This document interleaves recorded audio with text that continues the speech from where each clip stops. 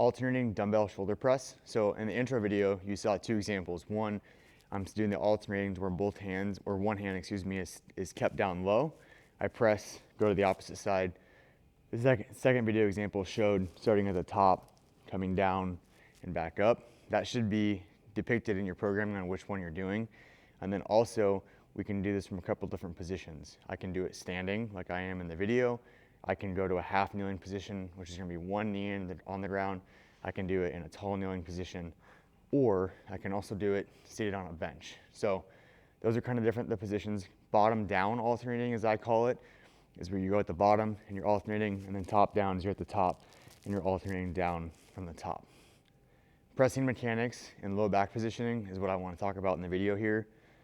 It's okay to get a little bit of extension or kind of arch in our low back as we go to press. That's normal because it allows our upper back to move.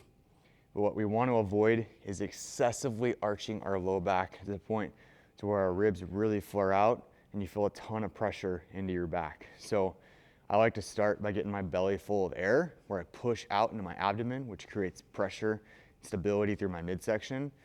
And then my elbows, it's most comfortable for me to be in that 45-degree angle. So I'm not way out wide. I'm not all the way in front of me.